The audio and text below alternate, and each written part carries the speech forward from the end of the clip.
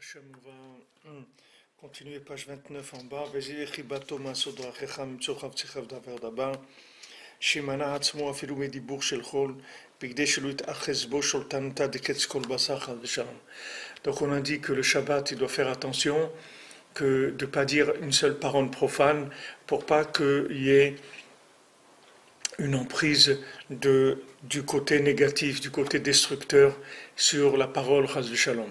Donc ça c'est valable le Shabbat, mais dans la semaine c'est la même chose, c'est-à-dire que si maintenant chas v'shalom quelqu'un il fait du lashon hara et il dit des mots qui sont pas des mots qui sont pas corrects, de dire des mots qui sont impolis, des paroles de nerfs, des paroles de haine, tout ce genre de paroles-là, ça donne une emprise au côté destructeur.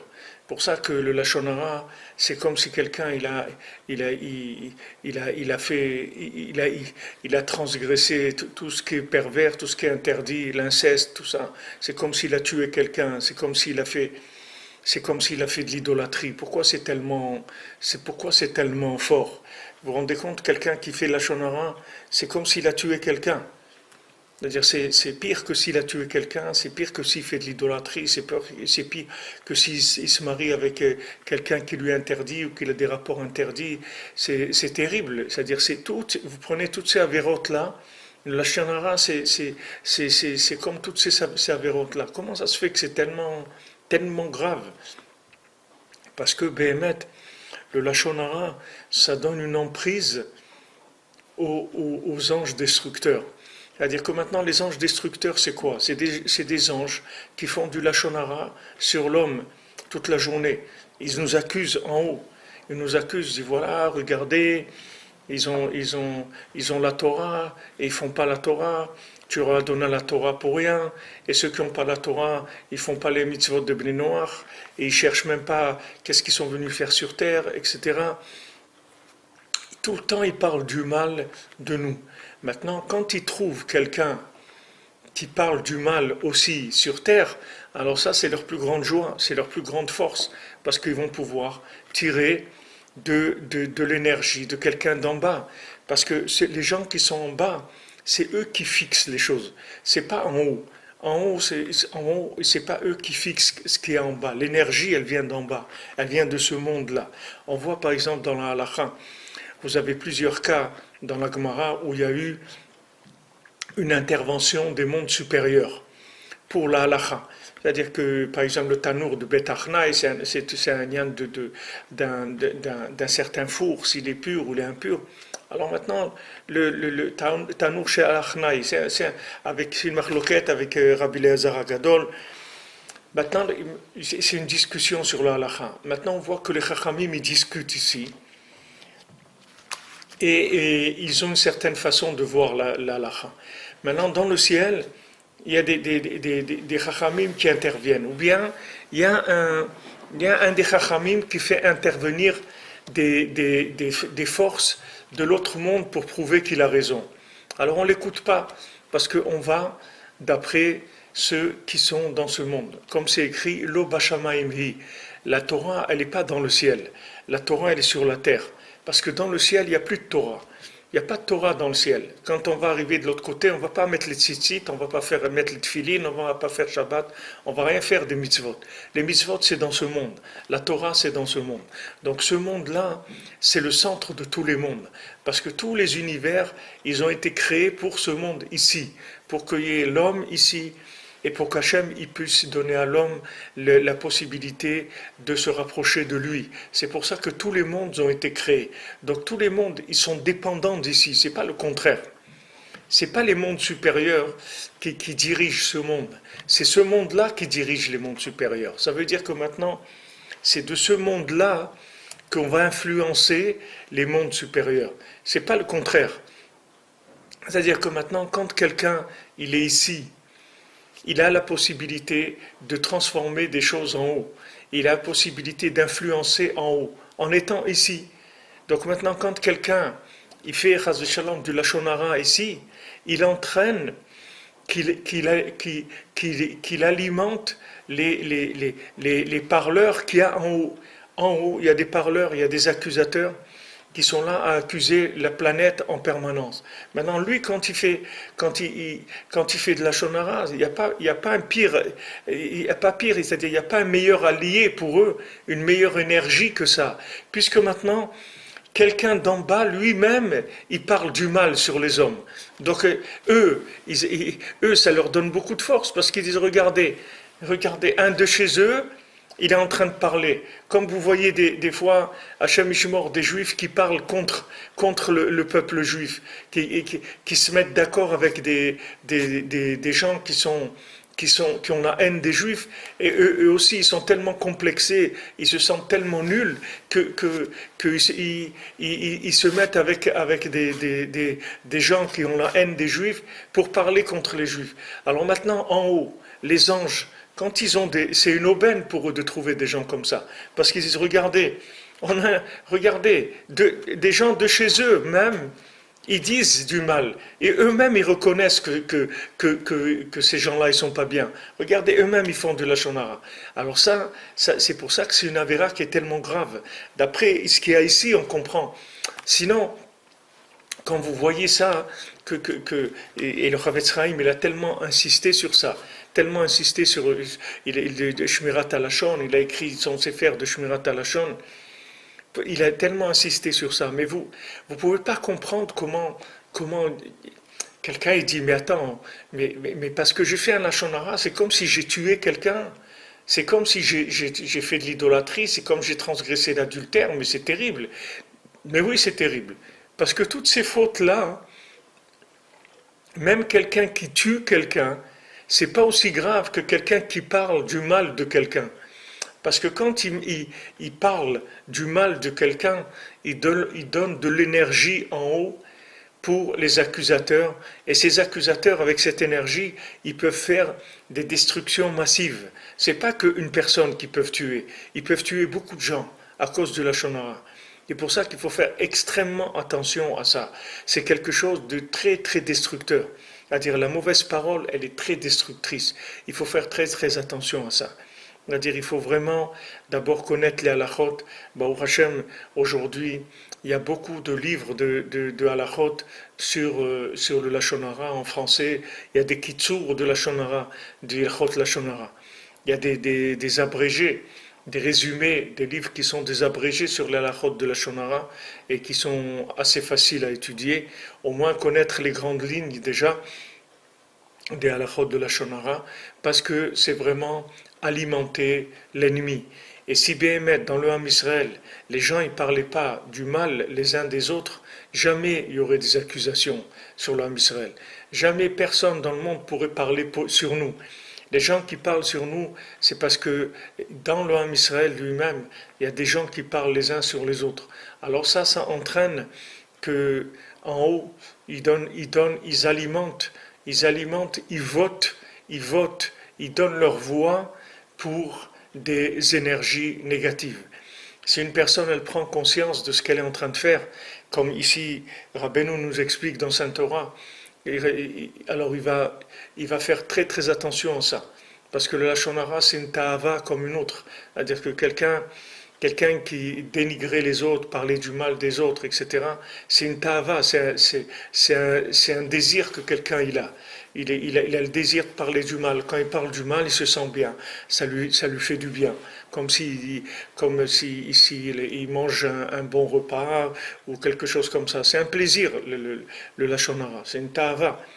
Alors maintenant, quelqu'un qui sait qu'est-ce qu'il est en train de faire quand il parle de Lashon Hara, alors, même il y a des tzadikim qui ont dit que tout le inyan de la Shoah, c'est venu à cause de ça. Il y a un rab, je ne sais pas quel tzaddik qui a dit ça, qui a dit pourquoi maintenant on voit que la Shoah n'est pas arrivée dans les pays sfarades, il dit chez les sfaradim, il dit parce que les sfaradim ne parlent pas dans la synagogue. Les sfaradim, il faut attention, ils respectent la synagogue, ils ne parlent pas dans la synagogue.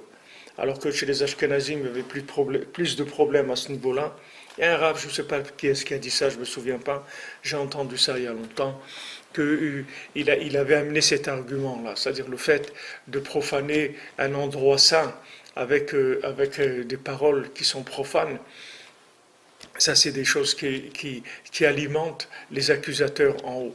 Il dit, regarde, dans un endroit saint, dans la synagogue, ils parlent des bêtises, de la politique ou de la shonara, shalom, des choses comme ça. Tout ça, ça alimente l'autre côté. Alors quelqu'un, il doit être conscient que quand il ouvre sa bouche, il doit faire attention. C'est-à-dire, il doit driver sa bouche avec un petit peu de recul. Il doit faire attention. Et il faut prier pour ça. Il faut prier pour avoir une zone tampon, c'est-à-dire entre le moment où la parole elle va sortir et la décision de parler. C'est-à-dire avant de dire quelque chose, quelqu'un qui prie pour ne pas faire la shonara, quelqu'un qui étudie la lachot de la shonara, il va être averti que maintenant il va dire un la shonara. On va le prévenir, c'est-à-dire dans sa pensée, il va avoir un recul, il va savoir qu'il va faire attention maintenant tu vas dire un shonara. Alors à ce moment-là, il doit s'arrêter et bifurquer dans la discussion ou passer à autre chose, de faire attention de ne pas faire la shonara. Parce que c'est une arme, c'est l'arme destructrice, c'est mamash l'arme destructrice, il n'y a pas pire au monde que ça. Ça inclut toutes les avérotes du monde, le Lachon Hara.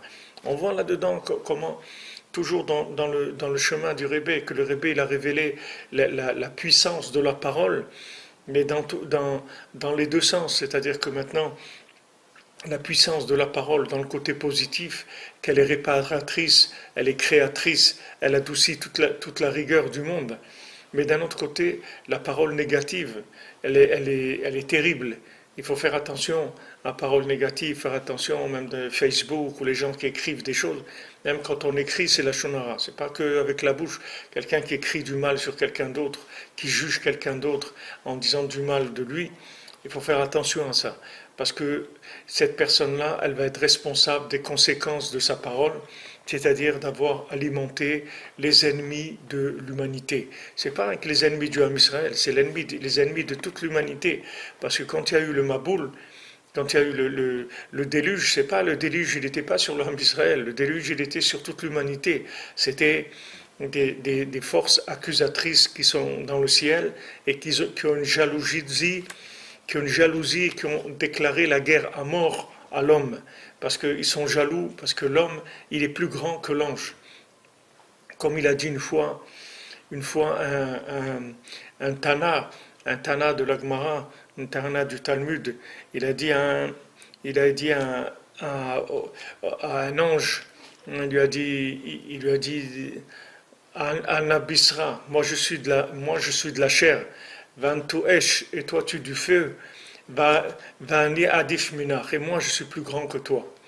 Tu vois, moi je suis en chair, et toi tu es en feu, et moi je suis plus grand que toi. Parce que Béhémet, l'homme, il est plus grand que tous les anges. L'homme, c'est la créature la plus élevée qui est. Il est plus élevé que toutes les créatures qui ont été créées dans les mondes supérieurs. Parce que l'homme, il passe dans un monde où il peut refuser de chercher Hachem. Donc quand cet homme-là, il cherche Hachem et il le trouve, il n'y a pas quelque chose de plus grand que ça. Quand un homme il décide de laisser le mensonge pour aller vers Hachem, il n'y a pas une chose qui est plus grande que ça. C'est pour ça que quand on dit que pour Yitro, que quand Yitro il a laissé toutes les avodazara du monde, il a fait toutes les idolâtries du monde, et il les a laissées pour venir vers la Torah. Alors le Zohar, il dit, ce jour-là, le nom d'Hachem, il s'est répandu plus que jamais, c'est-à-dire qu'il a été connu plus que jamais. Pourquoi? Parce que, comme Yitro, il a été dans toutes les avodazara, et après il vient, il dit, regardez, moi j'étais dans toutes les avodazara du monde, moi j'ai fait toutes les idolâtries du monde. Et je vous dis, toutes ces idolâtries-là, c'est du mensonge. La vérité, c'est que la Torah. Alors quelqu'un, quand il fait ça, il n'y a pas une sanctification du nom d'Hachem plus grande que ça. C'est pour ça, un Baal Tshuva, c'est la même chose. Quelqu'un qui revient vers Hachem, ou encore plus un converti, quelqu'un qui a laissé un monde Comme je vous ai raconté, une dame qui était avec nous ici dans ce voyage de dames à Ouman et qui a cherché, Mamash, toute sa vie, elle a cherché chez les hindous, chez les indiens, chez là. En fin de compte, elle a trouvé le judaïsme et après elle a trouvé Rabbeinu. Elle a dit, Baruch Hashem, ça y est, j'ai trouvé la vérité. Maintenant, j'ai plus qu'à m'investir, ça y est. Et j'ai plus à chercher, j'ai trouvé, ça y est. Mais ça, c'est pas pachout dans ce monde d'arriver à ça. C'est pas pachout. Combien une personne elle doit être honnête, combien elle doit être sincère, combien elle doit persévérer, combien d'épreuves il y a jusqu'à qu'une personne elle découvre la vérité. Il y a beaucoup d'épreuves et même quand elle est dans la vérité, il y a des épreuves de honte, on nous fait honte, on nous rejette, et tout ça. Il y a beaucoup d'épreuves pour vivre dans la vérité. Rabbi Nathan, une fois, il a pris sa barbe, il avait déjà 60 ans, il a dit quoi? J'ai une barbe blanche et je ne me suis pas encore désespéré de devenir un juif kasher. Comme ça, il a dit Rabbi Nathan. À Weissbard, j'ai une barbe blanche et je n'ai pas encore fait yiouch, je ne me suis pas encore désespéré d'être un juif kasher. Parce que c'est pas pachout. Les chemins d'Hachem, ils ne sont pas pachout. Rabbeinu, il a dit, ce monde-là, c'est un pont très étroit. Mais il ne faut pas avoir peur. C'est un pont très étroit parce qu'on est en danger en permanence. C'est pas le danger physique des couteaux ou des trucs, c'est pas ça le problème. Ça c'est un problème, mais c'est pas le problème le plus grave. Le problème le plus grave, c'est de se tromper. C'est de se tromper complètement. C'est ça le problème plus grave. C'est de passer sa vie pour rien, ou bien de passer sa vie à détruire. Il y a pas pire que ça. Qu'une personne, Hachem lui a donné la vie, Hachem lui a donné un corps, une âme, une vie dans ce monde, et elle passe sa vie à se tromper complètement. Il n'y a pas pire que ça dans le monde. C'est la pire des choses qui peut arriver à quelqu'un. Alors que même si quelqu'un il est mort, Shalom, d'avoir été tué avec un couteau, il est mort al Kiddush Hachem. C'est un très grand niveau. C'est un très grand niveau, c'est quelque chose de très élevé.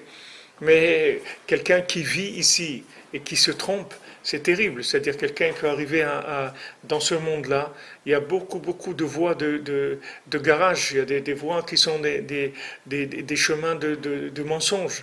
Et ces chemins de mensonges, ils sont très nombreux. Donc quand l'homme, il choisit le chemin de vérité, il n'y a pas un plus grand honneur d'Hachem.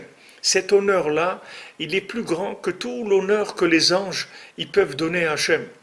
Vous savez, il y a des sfarim, vous pouvez lire dans des sfarim toutes les sortes d'anges qui y a en haut, comment tous ces anges-là, par millions, par myriades, ils chantent pour Hachem tous les jours. Ils chantent pour Hachem. Il y a des groupes d'anges à chaque instant, des anges différents qui chantent pour Hachem, des chants magnifiques, etc. Mais Hachem, il n'a pas de nachat, il n'a pas de joie, de satisfaction, comme d'un homme qui est dans ce monde et qui laisse le mensonge pour aller vers Hachem. Il n'y a pas une plus grande satisfaction que ça. C'est pour ça qu'on dit que, comme chez Balei Tshuva Ondim, l'endroit où se trouvent les Balei Tshuva, même les tzadikim gmurim, même les grands tzadikim ne peuvent pas se tenir là-bas. Pourquoi? Parce qu'un Balei Tshuva, c'est quelqu'un qui a laissé ce monde.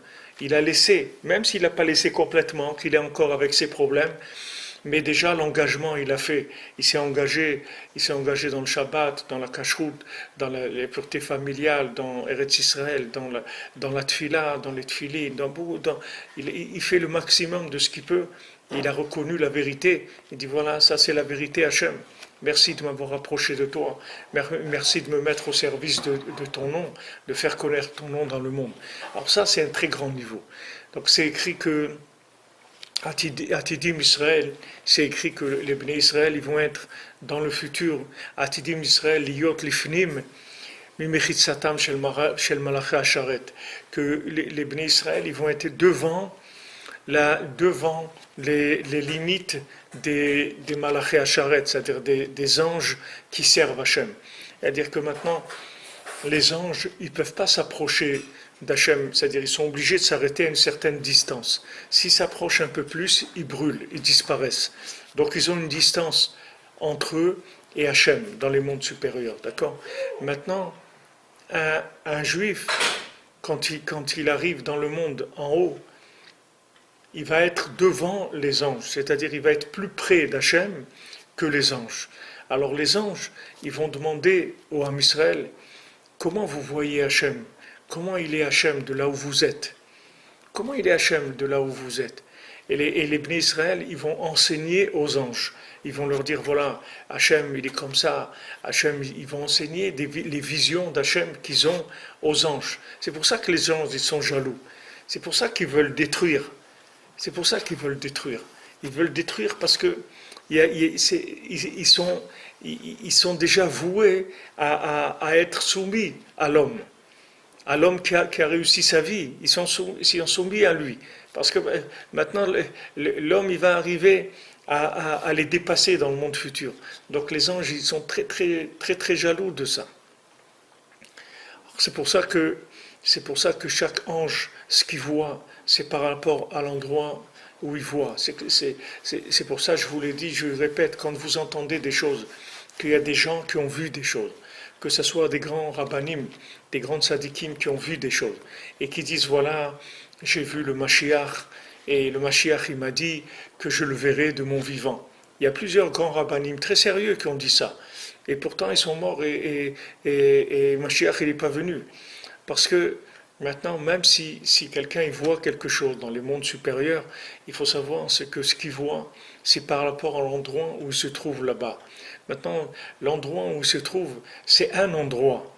Et il y a une évolution qui peut se faire dans un sens ou dans un autre. Parce que de tout endroit, il y a une évolution. C'est comme si vous prenez quelqu'un qui habite au rez-de-chaussée et quelqu'un, il habite au 18e étage, d'accord? Maintenant, celui qui est au rez-de-chaussée, il téléphone à celui qui habite au 18e étage et il se parle, il lui dit « Ah, tu habites à telle adresse ?» Il dit « Ben moi aussi, j'habite à la même adresse que toi. » Et c'est terrible parce que devant ma fenêtre, j'ai une poubelle et ça me dérange.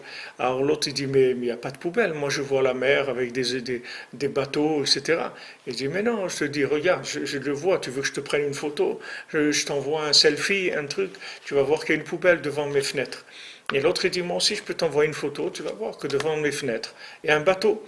Il y a la mer et un bateau. Alors maintenant, quelle est la différence? C'est qu'un, il est au rez-de-chaussée, l'autre, il est au 18e étage. Donc, ils ne voient pas la même chose. Alors, spirituellement, c'est la même chose. Il y a des mondes et des mondes et des mondes et des mondes supérieurs. Il y a les mondes supérieurs et supérieurs et supérieurs. Et il y a des mondes de fantasmes aussi. Il n'y a pas que des mondes de vérité. Il y a des mondes de fantasmes total dans les mondes supérieurs. C'est pas rien que de vérité. Il y a des gens qui sont morts, ils sont rentrés dans des fantasmes total, dans l'imagination totale.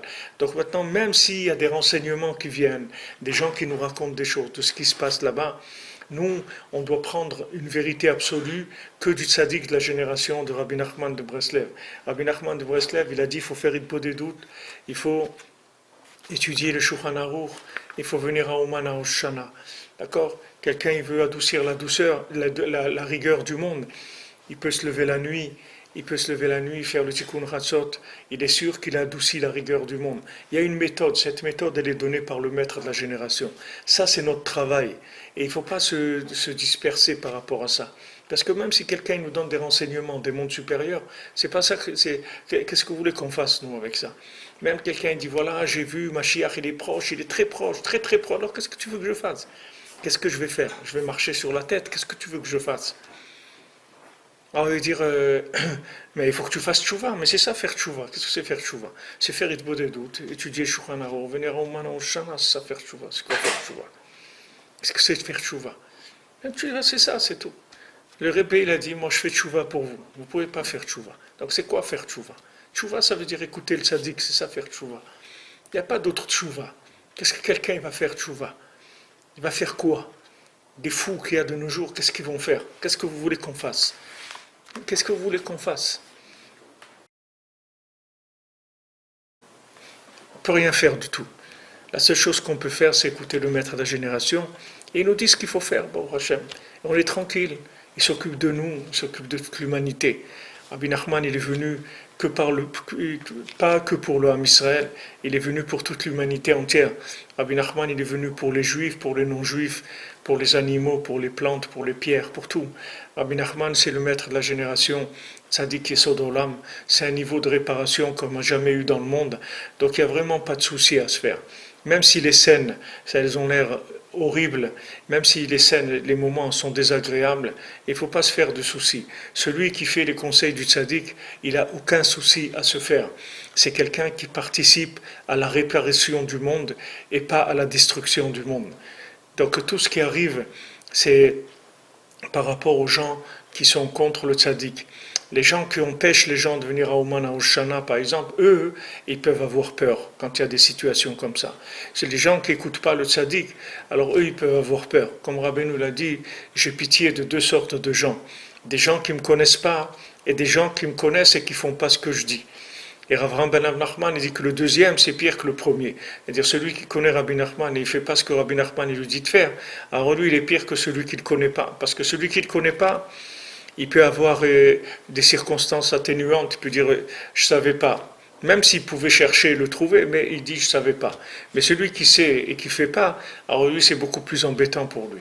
Donc maintenant, il faut pas, c'est des moments où il y a de la panique, où il y a de l'affolement, où les gens ils ont peur. Il faut pas sortir des choses qui sont des choses établies que le tzaddik nous a dit de faire. Parce qu'il n'y aura rien d'autre, il n'y aura pas de chidouche. Rabbi Nachman, il a dit après moi, il n'y aura aucun chidouche dans le monde. Rabbi Nachman dit personne n'amènera rien de nouveau dans le monde. Voilà, vous voulez les dernières nouveautés du monde, les dernières nouvelles, ce qu'il y a de plus frais dans le monde, ben c'est ça.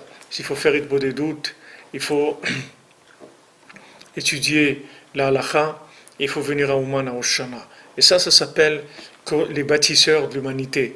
Les gens qui font ça, ils font partie des gens qui bâtissent et qui réparent l'humanité. Maintenant, il y a des nuits d'or, des longues nuits qui ont commencé déjà, des nuits qui dépassent 12 heures. Donc c'est des nuits, on peut se lever au milieu de la nuit et faire le tikkun chatzot et parler avec Hachem, étudier un peu de Torah, allumer une petite bougie pour les tzadikim et demander à Hachem qu'il ait pitié du monde, qu'il ait pitié de son humanité. Parce qu'Hachem, à ce moment-là, il se lève, il s'endeuille sur sa maison, sur la destruction du temple.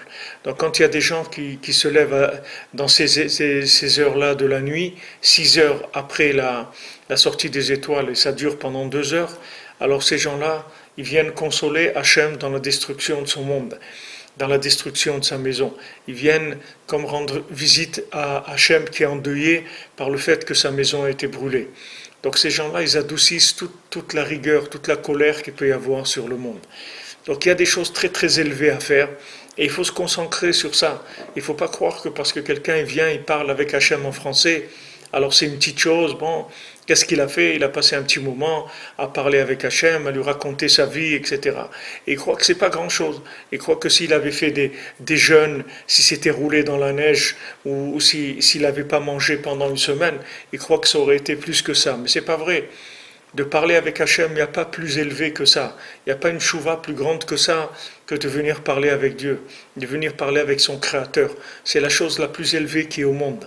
Donc il faut écouter le tzaddik. Le tzaddik adore. Il y a un tzaddik de la génération. Ce tzaddik-là, Rabbeinu, il a dit, il n'y aura rien de nouveau après moi. Ne vous attendez pas à des nouvelles. Il n'y aura pas de nouvelles. Il n'y a pas de nouvelles. Les nouvelles, c'est les mêmes. Il faut parler avec Hachem, il faut étudier la halakha, il faut venir à Ouman à Hoshana. C'est tout. Il n'y a pas d'autres nouvelles. C'est celles-là les nouvelles. Il n'y en aura pas d'autres. Donc c'est pas à peine de rentrer dans une course à l'affolement et aux devinettes mystiques, aux interprétations, etc. Il n'y a rien à interpréter. Qu'est-ce que vous voulez interpréter? Il faut travailler, c'est tout. Il n'y a rien à interpréter. Celui qui parle avec Hachem, il fait partie des bâtisseurs. Celui qui fait n'importe quoi, il fait partie des destructeurs, c'est tout. Mais il y a pas, chacun il doit choisir son camp. Il y a pas si quelqu'un a confiance dans le Rébé, alors il est tranquille. Il fait ce que le Rébé lui a dit de faire. Et puis il est tranquille, il n'a pas de souci à se faire. Vraiment aucun souci à se faire. Chaque chose que Rabbeinu l'a dit sont des choses extrêmement puissantes. Voilà un des messieurs qui était dans un attentat là, à Jérusalem, où ce monsieur Krichevski, là, à la Vachalom, il a été tué dans l'arrêt du bus. Alors il y avait un monsieur, un Sfarad comme ça dans l'arrêt du bus. Lui, il était à l'intérieur de l'arrêt du bus. Et il a vu Mamash, il a vu le NES que la voiture, elle a percuté l'arrêt du bus, il a été juste un petit peu blessé. et que maintenant le gars qui est sorti avec son couteau, il n'est pas venu vers lui, il a été vers l'autre. Et lui, qu'est-ce qu'il était en train de faire, ce monsieur? Il était en train de faire Tikkun HaKlali. Il était assis dans l'arrière de bus, il était en train de dire le Tikkun HaKlali. Alors, après, ils l'ont interviewé et pour lui dire alors comment c'était. Elle a dit quoi que ça veut dire comment c'était? Quelle importance ça, comment c'était? Ça veut dire comment c'était. Hachem il fait des nissim, c'est tout, ça veut dire comment c'était. Il n'y a pas besoin de commencer à rentrer, voilà, ça. Pas perdre il ne faut pas perdre le fil. Il ne faut pas perdre le fil. Le fil, c'est que quand on a un moment, on a un Teilim dans la poche, on a un Tikkun HaKlali dans la poche, on est dans l'autobus, on est là, on a 5 minutes, on fait un peu de Teilim, un Tikkun HaKlali, un peu l'écouter de Filot. Pour Hachem, tous les livres aujourd'hui sont en format de poche. Que personne ne peut dire je ne pouvais pas prendre le livre, il était trop grand. Tous les livres ils sont en format de poche, ils sont même divisés en plusieurs brochures et autres pour que ça soit facile à transporter et que chacun là où il est, il perd pas de temps. Et là, il adoucit la rigueur du monde, Béhémet. C'est un travailleur qui adoucit la rigueur du monde. C'est pas des moments où il faut rentrer dans la panique, il faut rester joyeux et détendu. Parce que tout ça, ça va se retourner dans un bien extraordinaire. Ça va être un bien niflaméod. Et il ne faut pas avoir peur parce que Rabbeinu l'a dit que Mashiach, il ne va pas tirer des bombes. Mashiach, il va parler, c'est tout. Donc celui qui est dans le monde de la parole divine, il est dans l'arme messianique. Puisque Rabbeinu dit que Ikar Keliseino shel Mashiach, tout le principal de l'arme de Mashiach, ça va être la prière. C'est ça l'arme messianique. Donc celui qui est dans la prière, il est dans l'arme messianique. Et il doit être détendu. Donc tout ce qui va être autour de la parole, comme on voit ici, tout ce qui va être la qualité de la parole, ça va être extrêmement important. Donc d'un côté, il y a un développement du positif de la parole, et d'un autre côté, il faut faire très attention aux paroles négatives, que ce soit des paroles négatives sur nous-mêmes ou sur les autres. Il faut faire très très attention à tout ce qui est expression négative, parce que tout ce qui est expression négative, ça alimente les accusateurs et les destructeurs du monde. Et celui qui juge les gens négativement, qui parle négativement, il a part à la destruction de l'humanité. Il faut qu'il le sache, qu'il a une part à tout ce qui se détruit dans le monde. Tout ce qui se détruit, c'est parce qu'il y a des paroles en bas négatives. Si dans le monde, les gens ne parlaient pas négativement, ne pensaient pas négativement, on serait dans le monde le plus merveilleux qui existe. On vivrait dans une abondance, dans une joie, dans une paix, dans une divinité extraordinaire. Parce que tout ce qu'il y a comme difficulté dans le monde, c'est uniquement parce qu'il y a des parleurs, des gens qui parlent. Ces gens qui parlent, ils détruisent le monde. Ce n'est pas eux qui détruisent le monde, mais eux, ils donnent de l'énergie à ces anges destructeurs qui sont en haut et qui n'attendent que ça. Quand ils reçoivent un cadeau d'en bas, une énergie d'en bas, que quelqu'un qui se trouve dans ce monde, il commence à juger les autres, il commence à parler du mal des autres.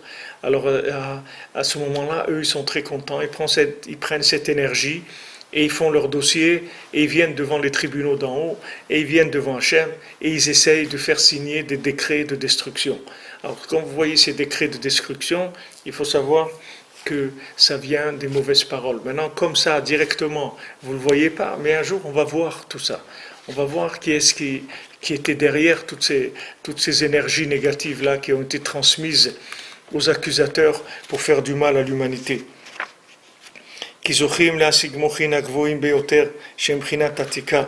Parce que maintenant, quand quelqu'un il fait attention à sa bouche, alors il va pouvoir atteindre un esprit, des compréhensions très élevées.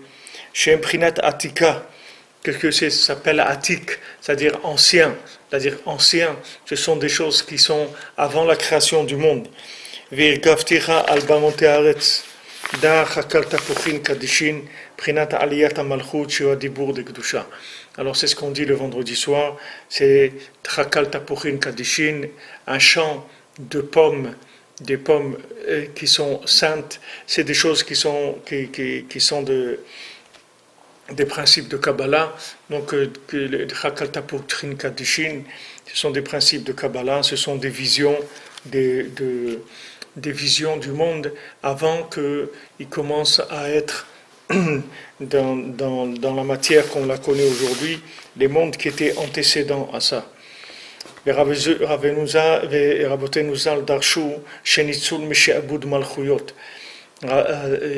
Chachamim ils disent que celui qui garde Shabbat, c'est-à-dire qui garde sa parole, qui fait attention à sa parole, il va être sauvé de Sherbud Malchuyot, c'est-à-dire qu'il ne soit pas esclave des royautés. C'est-à-dire que le côté négatif de destruction de toute chair, il va se soumettre à la parole sainte.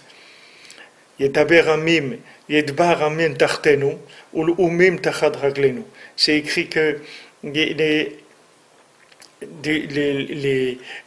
peuples ils vont être en dessous de nous et les nations en dessous de nos pieds. C'est-à-dire qu'en dessous de notre parole et en dessous de nos pieds. C'est-à-dire tout ce qui va être négatif, tout ce qui va être pouvoir du mal va être dominé par la parole sainte. Ve'en le et la malchut. Et quand on parle de c'est-à-dire le c'est-à-dire quand on parle de nation, alors c'est le pouvoir.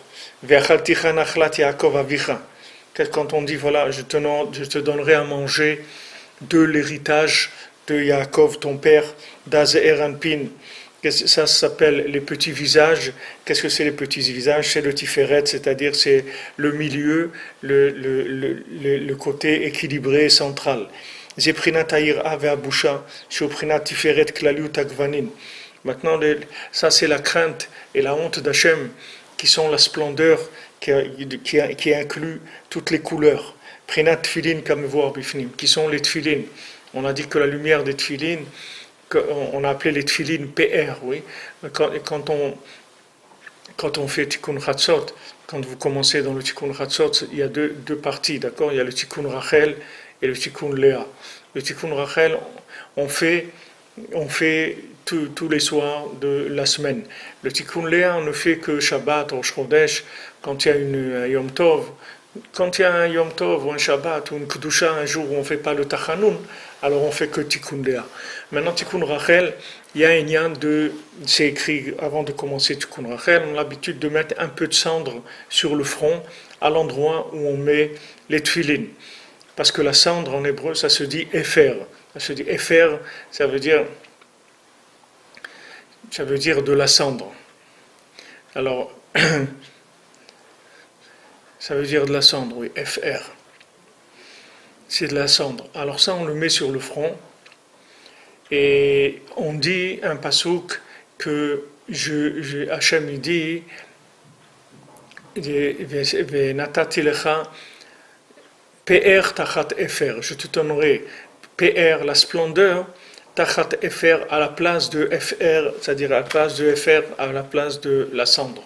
C'est-à-dire que maintenant, cette cendre qu'on met sur notre front au moment où on va dire le Tikkun Rachel, on va commencer Tikkun Chatzot, c'est de là que ça va se transformer en splendeur, c'est-à-dire en splendeur, en lumière divine. Donc quand je m'endeuille sur la destruction de la maison d'Hachem, je mets de la cendre sur mon front. Cette cendre même, c'est elle qui va devenir la splendeur, c'est-à-dire qui va devenir la lumière des tfilin. Alors ça, c'est ce qui dit ici que maintenant, toutes les couleurs, toutes les splendeurs du monde, elles vont être dans cette honte-là, dans cette crainte d'Hachem, dans cette sensation d'appartenance et d'attachement à Hachem qui va être développée par la parole. Tout ça, on y arrive avec la parole de Gdusha. Regardez la puissance de la parole que Mamash, vous voyez ici le Rav de Tchérin, comment il ouvre et encore il ouvre. Et là, il amène beaucoup de notions que malheureusement, je ne suis pas au niveau d'ouvrir dans ces choses-là. Mais ce sont des choses très très puissantes, ce qu'il amène ici pour définir ce que c'est la parole. Regardez, quelqu'un qui fait des doutes, quelqu'un qui fait des télim, quelqu'un qui parle avec Hachem, quelqu'un qui fait attention de ne pas dire de la shonara, cette personne-là, elle va être sauvée de Sherbud Malchuyot, c'est-à-dire qu'il n'y aura aucun pouvoir au monde qui pourra le dominer. Aucun pouvoir au monde qui pourra le dominer, parce que ça va être un homme libre, Behemet. Il va être complètement libre. Pourquoi il est libre? Parce qu'il est dans le monde de la parole. Et la parole, elle est libre. La parole, elle va. il n'y a personne qui peut arrêter la parole. Une parole, une prière. Qui est-ce qui peut m'empêcher de prier? Personne ne peut m'empêcher de prier. Personne. Personne. Il n'y a aucune situation au monde qui peut m'empêcher de prier. Aucune. Là où l'homme est, il peut toujours parler avec Hachem. Là où il est assis dans l'autobus, il parle avec Hachem. Il est à la cuisine en train d'éplucher des pommes de terre, il parle avec Hachem. Là où il est, il peut parler avec Hachem. Il est dans son lit, il se met dans son lit. Avant de dormir, il peut parler avec Hachem jusqu'à ce qu'il s'endorme. Il peut tout le temps parler avec Hachem. Il n'y a aucune situation à part quand on se trouve dans un endroit où on ne peut pas parler de Kedusha, des paroles qui sont saintes, mais il n'y a aucune situation au monde qui va empêcher quelqu'un de parler avec Hachem. Alors cette parole-là, elle inclut en elle toutes ces réparations-là, et c'est vraiment l'outil du pouvoir. C'est l'outil du pouvoir divin. C'est-à-dire, rentrer dans la parole divine, c'est rentrer dans le pouvoir divin. C'est automatiquement sortir de tous les pouvoirs qu'il peut y avoir sur terre. C'est ça qui est écrit dans la crainte. La crainte, c'est quoi? C'est Yaakov qui a dit Manora amakom hazeh, que cet endroit-là, il est redoutable, il fait peur. C'est-à-dire que Yaakov, quand il a trouvé l'endroit du Beth Amikdash, il a dit c'est un endroit qui fait peur. Il y a une crainte terrible dans cet endroit-là. C'est normal puisqu'il y a une révélation d'Hachem dans sa maison. Donc celui qui se lève la nuit, celui qui fait le Tikkun Chatzot, c'est écrit Kol mit Abel al Sion zoche veroe bebinyana. Tout celui qui s'endeuille sur Tzion, alors il a le mérite qu'il voit la reconstruction de Tzion. Pas il va la voir après, il la voit maintenant déjà. Maintenant il voit la reconstruction de Tzion. Parce que maintenant il va avoir une vision de la vie qui est complètement différente. Il va avoir la vision qui est post-messianique. Comme Rabbi Nathan l'a dit, mon Mashiach à moi, il est déjà là. C'est-à-dire que Rabbi Nathan, il dit, si Mashiach il vient maintenant, c'est-à-dire que moi j'empêche pas le Mashiach de venir. De mon côté à moi, j'empêche pas le Mashiach de venir. Rabbi Nathan, il a dit comme ça, mon Mashiach à moi, il est déjà là. C'est-à-dire Rabbi Nathan, il vivait dans une conscience messianique, avec tout ce qu'il a été persécuté, Rabbi Nathan, et que Mamash, sa fille, elle a dit, mon père, tous les soirs, il se levait à Chatzot, il faisait Tikkun Chatzot, mais il dit, les Tikkun Chatzot que mon père, il a fait pendant qu'il était persécuté, j'ai jamais entendu de lui des Tikkun Chatzot comme ça. C'est-à-dire de la prière de minuit comme ça, j'ai jamais entendu de lui comme quand il était persécuté. Rabbi Nathan était persécuté à mort, on lui en voulait à mort. Et Rabbi Nathan, il a jamais lâché une seconde. Il se levait, il priait et il pleurait sur la destruction du temple et sur le fait que le Rébé, il est caché du monde. C'est sur ça aussi qu'on prie quand on se lève à Chatzot. On prie parce que le Rébé, il est caché du monde. C'est-à-dire que les gens ne connaissent pas Rabbi Nachman. Vous voyez, tout celui qui arrive chez Rabbi Nachman, il arrive au terminus. Tout le monde descend, c'est le terminus, où tout le monde monte comme vous voulez. Mais c'est le terminus. C'est-à-dire qu'il n'y a plus besoin de chercher quoi que ce soit, c'est fini. Celui qui a trouvé le tzaddik, il a trouvé tout. Il a tout. Il ne lui manque rien du tout. Il ne lui manque rien, il a tout. Le tzaddik qui s'occupe de lui pour lui donner, pour qu'il se marie, pour qu'il ait parnassa, pour qu'il ait la santé, pour qu'il ait des enfants, pour qu'il ait une maison, pour qu'il monte en Eretz Israël, pour se convertisse, pour qu'il fasse chouva, pour tout le tzaddik qui va s'occuper de lui complètement. Il va le prendre en charge et s'occuper. Le plus dur, c'est d'arriver jusqu'à ce moment-là. Mais une fois qu'on est arrivé à cet endroit-là, c'est terminé. On n'a plus de problème. Alors, quand Yaakov Avinu est arrivé à l'endroit du Beth Amikdash, il a dit Manora, cet endroit-là, il est redoutable.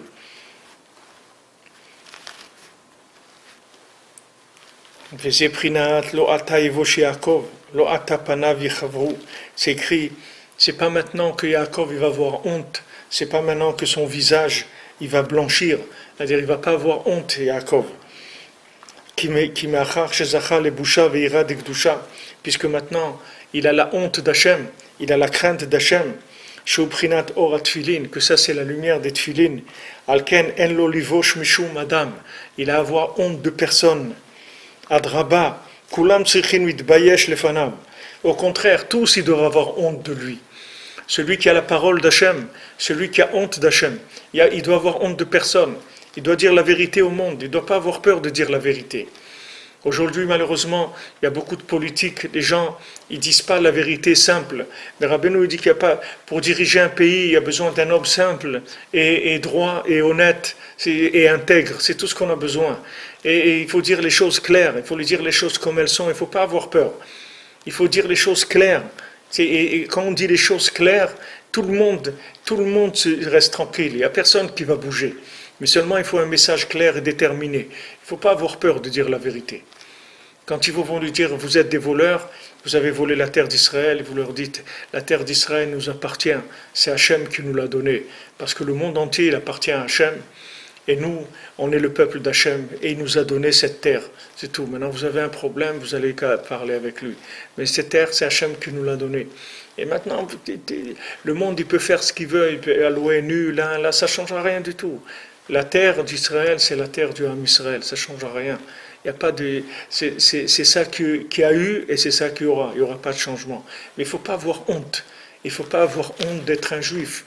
Il ne faut pas avoir honte de connaître Hachem. Il ne faut pas avoir honte d'être un Breslever. Il ne faut pas avoir honte, au contraire. C'est le monde qui doit avoir honte. Ce n'est pas nous. Nous, on n'a pas à avoir honte. Bon, Hachem, de quoi on va avoir honte?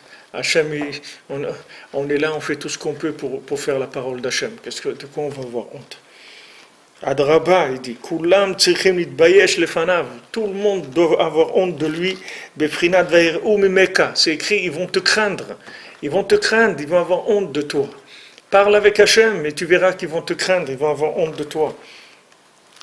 Valken darshur azal, vachal tichal nachalat Yaakov avicha. C'est pour ça que nos chachamim, ils ont interprété, ils ont dit, je te nourrirai de l'héritage de Yaakov, ton père. Que quelqu'un, il aura le mérite, quand il s'inclut dans la parole d'Hachem, d'avoir un héritage sans étroitesse. Parce que cette crainte et cette honte, elle est sans aucune étroitesse, sans aucune limite. Parce que plus quelqu'un il reçoit des compréhensions d'Hachem plus élevées, il a encore plus honte à la Sagato Rishona, de sa première connaissance qu'il avait d'Hachem. Et il fait tchouva sur comment il considérait Hachem avant. Maintenant, il s'est rapproché plus d'Hachem. Donc il a honte de comment il servait Hachem avant. Comme Rabbeinu il a dit quand il a été en Eretz Israël, après il a dit je veux plus que vous écriviez les Torotes que j'ai dit avant d'aller en Eretz Israël parce que j'ai honte de ce que j'ai dit. Pourtant ce qu'il a dit avant en Eretz Israël, c'est beaucoup plus haut que ce que tout le monde a jamais dit dans le monde. Mais par rapport à lui-même, il a dit ce que j'ai dit avant en Eretz Israël, je veux pas que vous l'écriviez. Et maintenant quand il a honte, alors il reçoit une compréhension d'Hachem encore plus élevée. Et à ce moment-là, il aura une crainte et une honte encore plus grande.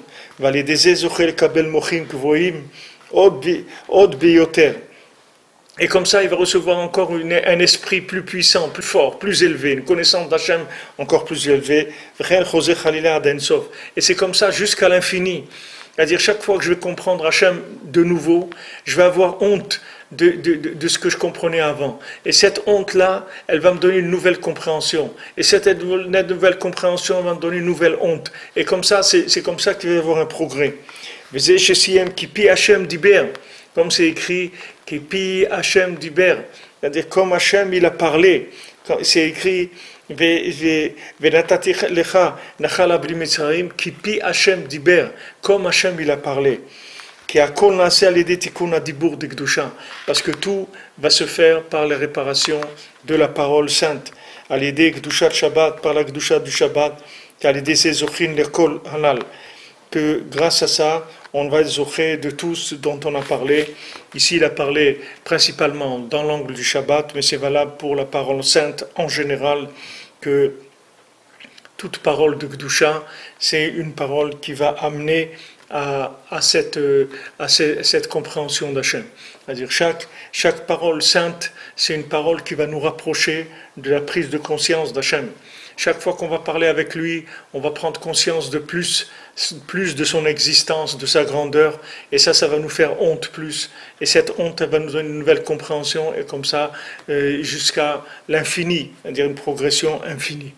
Alors, Bezrat Hashem, là, on a fini toutes les explications sur la Torah 38, et on va passer donc on va refaire le résumé.